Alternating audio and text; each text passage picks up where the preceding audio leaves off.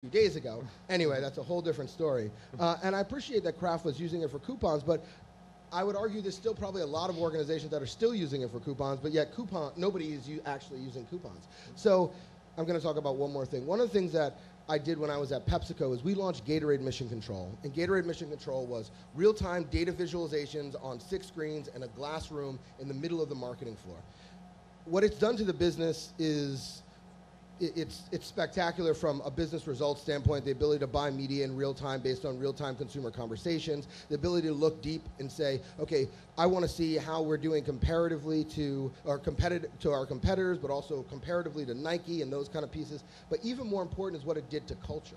So imagine if you're a marketer at Gatorade. You would walk in every single day. You just launched an ad spot. And you walk in, and there's these screens showing you consumer conversation that was actually happening in real time about the spot that you just ran yesterday. All of a sudden, you're like, holy wow, I actually can get signal back from marketing messages that I put into the marketplace. So it made them start to think from the beginning of the conception of their programs, I need to be cognizant of what people are going to say. I need to be thinking about the type of data that I can get back as a result. Oh, by the way, I might even be able to change stuff in real time and get different results and actually grow the business. So I guess my response is I could tell you the tools that I want to use, but it's less about that, and it's more about how do we continue to figure out the methods to change the culture inside of organizations so that they realize that what's being said here is going to have such a dramatic effect on their organization as well as their career. You know, it was interesting. I'll ask Steve Horn a question in a second, but it was something we were talking about last night as well.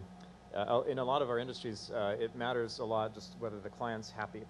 I guess maybe we can have some algorithms that figure out, you know, how do you pitch the client on this stuff in a way that's persuasive? Because, you know, I guess any of us who've worked with entertainment clients know, right, what's really important to, you know, a studio launching a movie. It's not, you know, do ticket sales go up as a result of the campaign? It's, you know, does Julia Roberts see the ad? Because if Julia Roberts doesn't see the ad, she's going to call, and nobody wants an angry Julia Roberts on the other end of the line, you know, complaining that the campaign, you know, wasn't, not enough money was spent on marketing, because it must not have been because she didn't see it. And weirdly, we were talking about last night, even consumer packaged goods companies, like if Walmart doesn't feel like you're promoting, I don't know, macaroni and cheese enough, you know, it's a harder time getting Walmart to actually stock your item.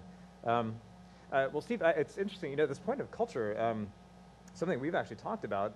If algorithms are deciding what movies and TV shows you're going to see, what does that mean? I know I certainly watch a lot more movies of, I don't know, kids falling off of skateboards and funny cats than I used to.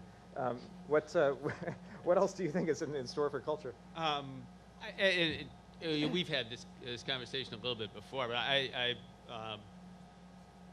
you know, so much of the focus on